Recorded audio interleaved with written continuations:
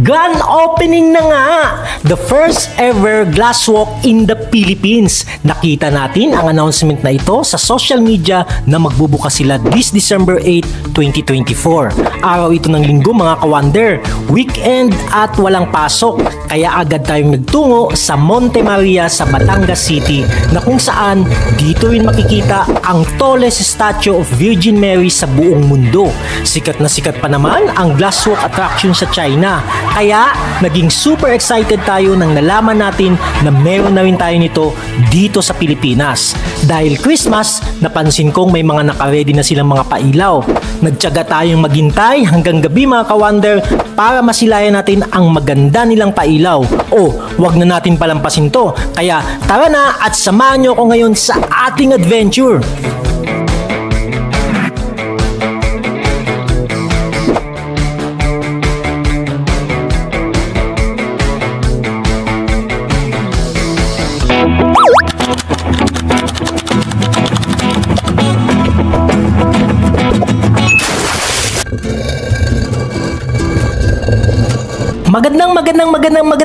Magandang araw sa inyong lahat mga ka-wonder. Saan ka mang panig ng mundo ngayon, I hope that you are doing fine. Isa na namang mapagpalang weekend sa ating lahat. Currently, we are here at Jokno Highway approaching Lemery, Batangas with a cruising speed of 12 knots. Ano to? Barko? Pupuntahan natin ngayon ang Monte Maria sa Barangay Pagkilatan, Batangas City. From Manila, our travel time going to Monte Maria is more or less 4 to 5 hours depending on the traffic situation. Trivia muna tayo mga ka-wonder. The word Monte Maria is derived from the Spanish word monte, which means mountain, and Maria, which is Mary. So in short, the Mountain of Mary.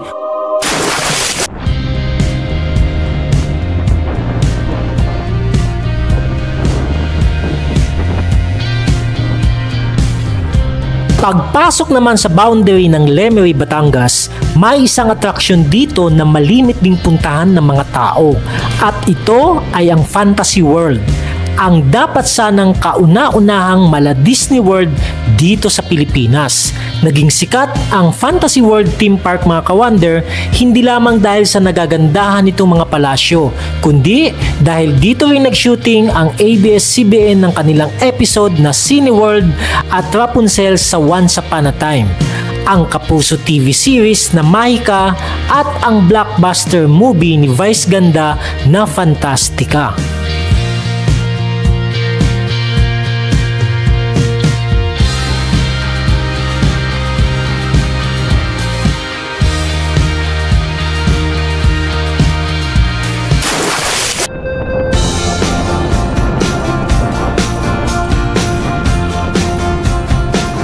Hanggang sa nakarating na tayo dito sa Batangas City. It's my first time here in Batangas City mga ka-wonder. Di ko sukat akalain na maganda at progresibo ang syudad na ito dito sa southern part ng Luzon. Hay naku mga ka-wonder, pag Batangas nang pinag-uusapan, the first thing that comes to my mind ay ang bulalo, lomi, gotong Batangas at chami. For me, Batangas City is the perfect blend of the sea, majestic mountains, and modernity. Mag-ingay nga kayo dyan sa comment section kung sino ang mga fans dito ng magandang Batangueña vlogger at social media influencer na si Queen Ay Mercado. I-enjoy mo pagiging single mo kasi hindi mo alam baka bukas tayo na, Char.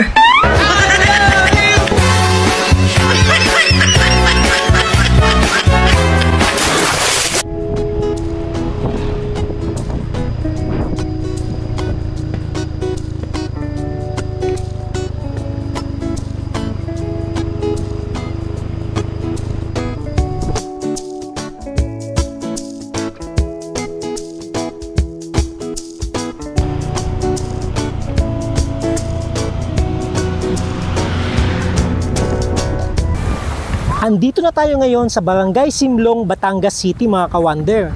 Mga 6.2 kilometers away na lang doon sa Monte Maria na pupuntahan natin ngayon. Itong tinutungtungan ko, ito ay isang seawall. At alam nyo ba kung magkano itong project na ito mga ka-wonder?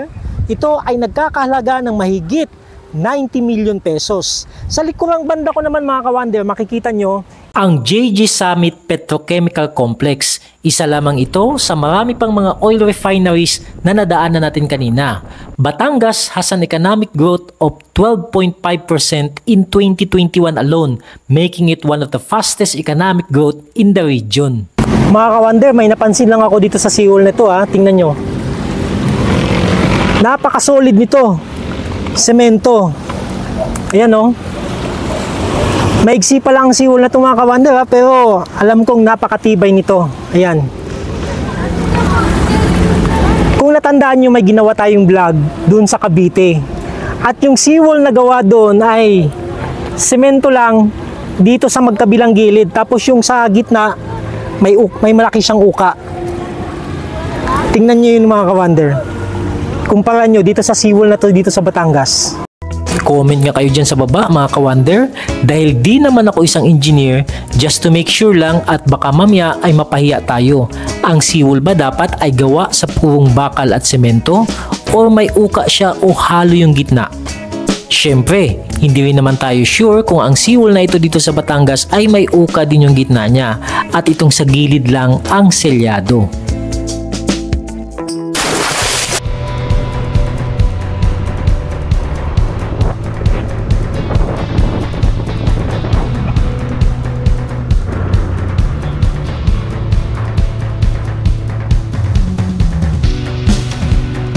Saan yung parking ng motor?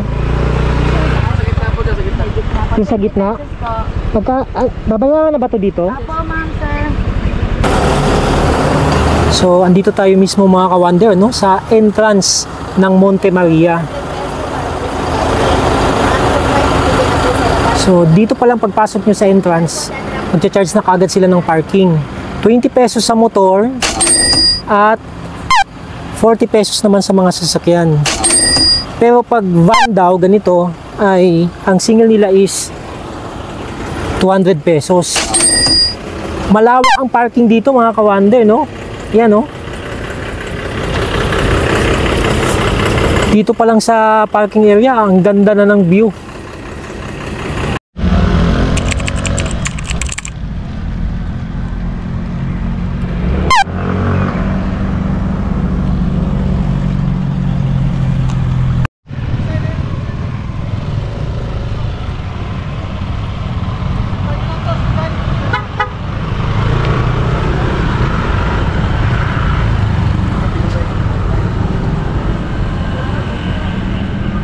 Araw po, sa mga gusto pong umakyat ng mirror deck, dito po ang pilihan ng ticket. 18 pesos lang. Thank you po.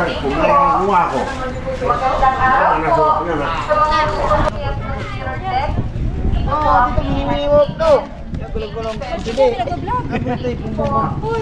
Magandang araw po, sa mga gusto pong umakyat ng mirror deck, dito po ang pilihan ng ticket. 80 pesos each. Thank you po. Magandang araw po. Sa mga gusto pong umakyat ng mirror deck, dito po ang pilihan ng ticket. 80 pesos each. Thank you po. Magandang araw po. Sa mga gusto pong umakyat ng mirror deck, dito po ang pilihan ng ticket. 80 pesos each. Thank you po. Magandang araw po. 80 pesos? Yes po, yun. Ilang minuto po yan? Dito po ang Hanggang pilihan 5 p.m. Ah, po ng yan. ticket. Hanggang ano na, unlimited na rin doon sa taas. Okay, thank you. Magandang araw po. Sa mga gusto pong umakyat Yan, ng mirror 80 pesos. deck, dito po ang pilihan ng ticket. 80 pesos. Dito po ang pilihan ng ticket. 80 So, pesos. bago tayo akyat dun sa mirror deck mga ka-wonder, kakain muna tayo ng ice cream. Ito yung entrance ka-wonder, no? Magandang araw po. Sa mga gusto pong umakyat ng mirror deck, dito po ang pilihan ng ticket. 80 pesos each. Ha? Thank you po. Magandang araw po. Sa mga gusto pong umakyat ng mirror deck, dito po ang pilihan ng ticket. Akala kasi ni guard hindi tayo nagbayad ng entrance kaya hinaharang niya tayo. Tingnan niyo naman itong mga ka-wonder, oh. Andito pala. Yan, oh, ito yung parang replica nitong pag nakumpleto na ang Monte Maria. Ayan. Pakibasa nga mga ka-wonder. Oh, hindi mabasa, no? Kasi Chinese. Ayan.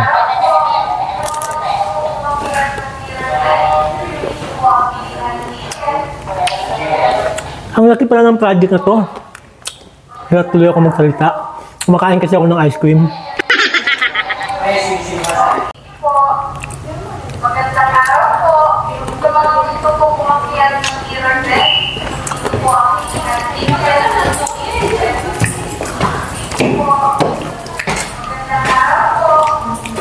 Ang project na to, no, hindi pa tapos.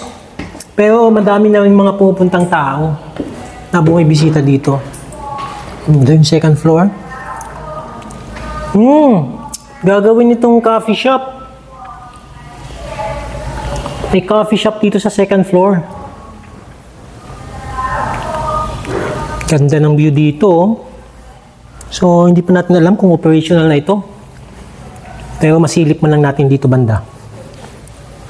Ayan o. Makikita mo na dito ang Batangas Bay. Napakaganda.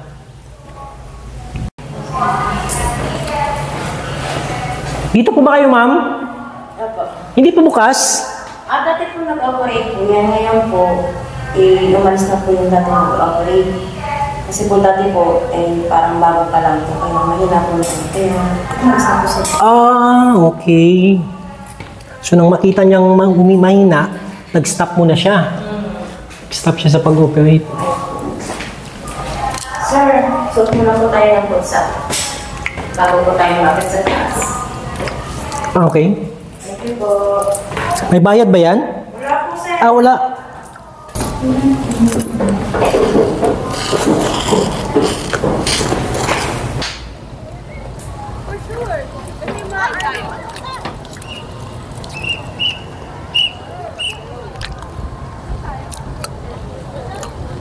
Kitang-kita yung reflection.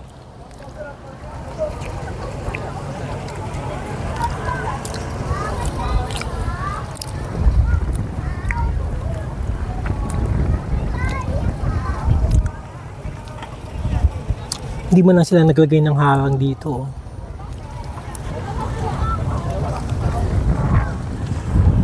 So walang harang tong mirror deck na ito.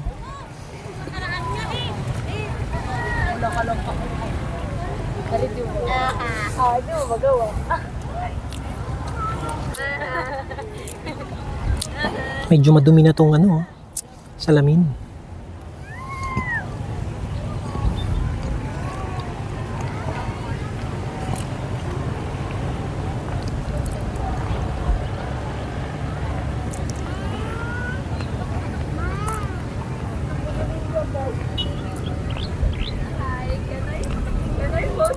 Ganda ng view dito.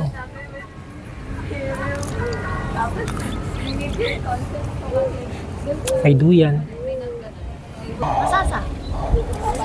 Yung pinuntahan natin dati. Nagtawid dagat. So, pwede kang mag-relax dito talaga. Kaya pala di ba sa gilid? Ano yun? Bakit po? Ganito kaganda yung view na makikita mo. Ayan. Diba? Ayos na ayos. Nakakatakot lang mga kawander, dahil wala siyang harang. Pag nagkamali ka, pwede kang malaglag dyan, taas-taas pa naman.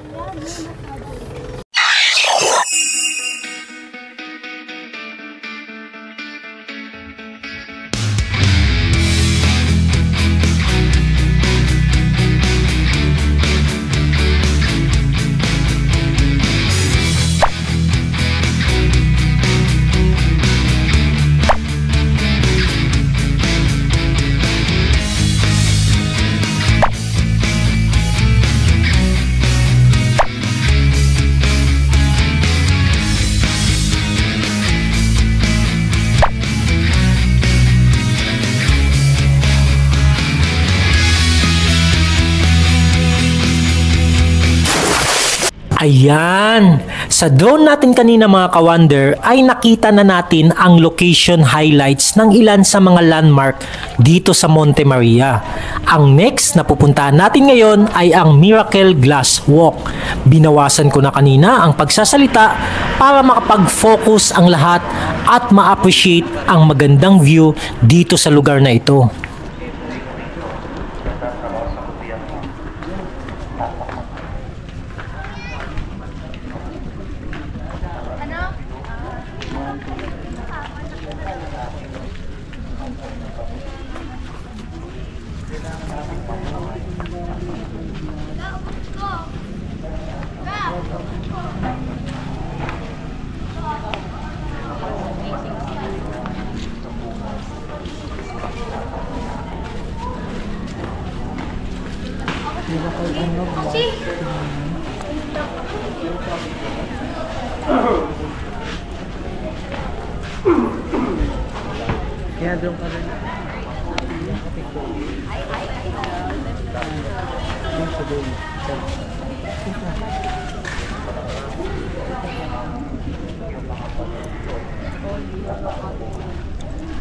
Dali tayo ng fake news, akala ko yung opening na. Open na. Ako din, ganun din nasa isip ko. Ang layo namin. Los Baños pa kami. Nakadali ng fake news. Nakapost pa naman sa sa Facebook Oo nga. Ngayong December 8 magbubukas. Baka yung next year pa. Hindi pa daw masabi ng mga gwardiya kung hanggang kailan. Kailan open. Di ako sure kung vlogger yung si Kuya na nakausap natin o isang turista lang din na pumunta dito sa Monte Maria. Open na itong glass walk mga ka-wonder. But for some reasons, ngayong araw ay di nila pinayagan ang publiko na makapunta dun sa glass walk. As I've talked to some employees, iba-iba ang binigay nilang dahilan. Una, may konting aayusin na lang daw sa permit doon sa munisipyo. At pangalawa, ay may konting aayusin na lang daw sa structure mismo ng glass walk. But surely, the glass walk will be open this December. Di lang nila masabi ang exact date. Sayang, kung kailan tayo pumunta dahil inakala natin na magbubukas na itong glass walk ay di pala matutuloy. Since nandito na rin lang naman tayo, might as well enjoyin na lang natin ang magandang view dito.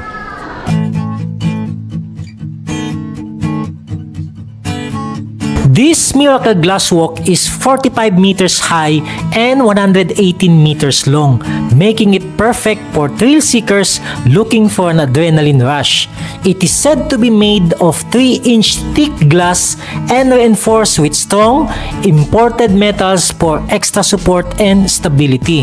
Sumikat ang ganitong attraction mga ka-wonder sa China, kaya kung napapansin nyo, may mga Chinese citizens tayong nakikita kanina dahil ang buong project nito ay hawak ng isang Chinese construction company. Ang entrance nga pala dito sa Miracle Glass Walk ay between 200 to 350 pesos.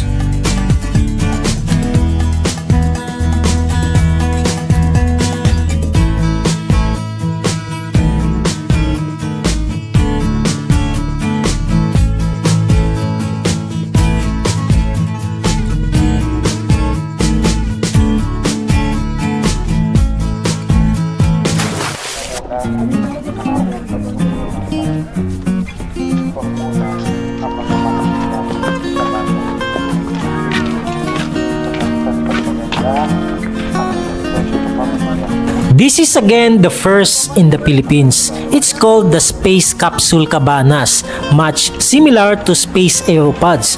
Very futuristic ang dating ng room na ito mga ka-wonder. Hindi pa natin alam sa ngayon kung ano pa yung mga kasamang amenities dito. The good thing about it is that if you're going to stay in one of these capsule rooms, paggising mo sa umaga, bubungad agad sa iyo ang napakagandang view ng Batangas Bay. Sa ngayon ay wala pang masyadong information online if how much they will going to charge if you book in one of these rooms.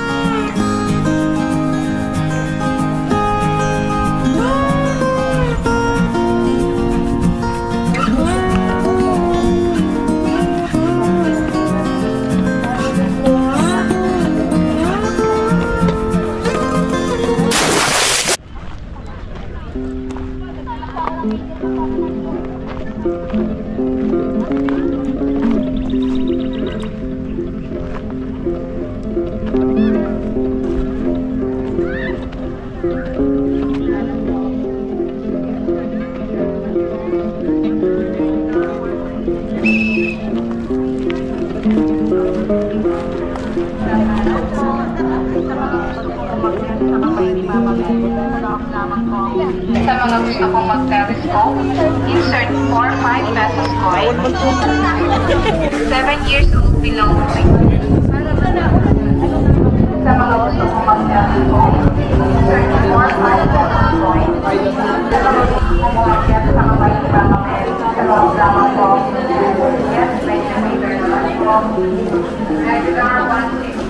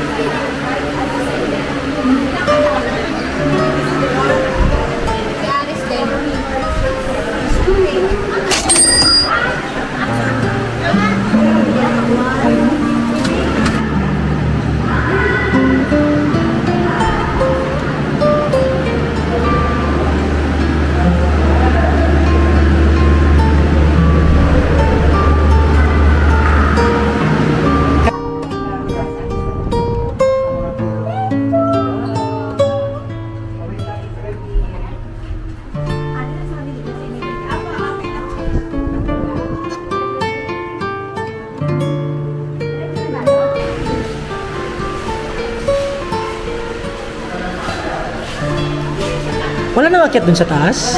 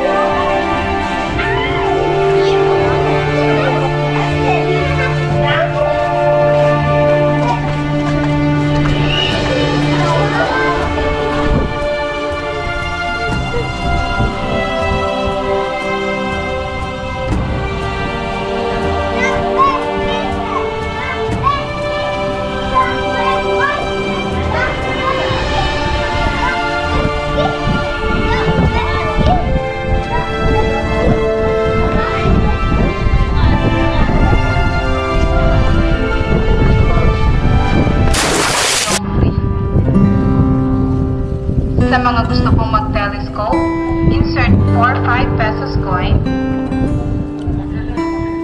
Sa mga gusto pong bumili ng pasalubong, meron din pong tinda sa loob. Take care and enjoy! Magandang araw po. Sa mga gusto pong umakyat sa aming kama po, may elevator naman po.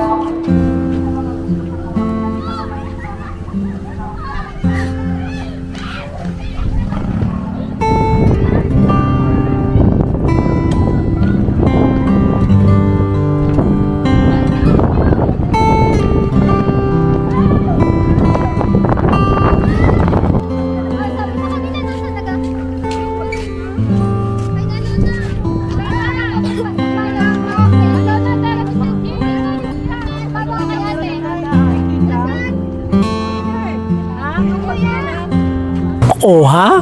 Parang malungkot ang ending natin, no? Anyways mga ka-Wonder, advance Merry Christmas sa inyong lahat. Matatapos na naman ang taong 2024 at magbubukas ang 2025 na may dalang bagong pag-asa, kapatawaran at pagmamahalan sa ating lahat. Ano ba masasabi ko dito sa Monte Maria? Una, para sa akin, isa itong malaking achievement sa ating bansa mga ka-Wonder. Pangalawa, pinapakita natin sa buong mundo na tayong mga Pilipino ay may tiwala at pananalig sa Diyos. Pangatlo, ang proyektong ito ay maghahatid ng sigla sa ating turismo. At pang-apat, pag nakumpleto na ang buong project na ito, magbibigay ito ng maraming trabaho sa mga Pilipino. So, hanggang dito na lang ulit ang vlog natin mga ka-Wonder. Kung bago ka pa lang sa YouTube channel ko, don't forget to like, share, and subscribe. Hanggang susunod nating adventure. See you!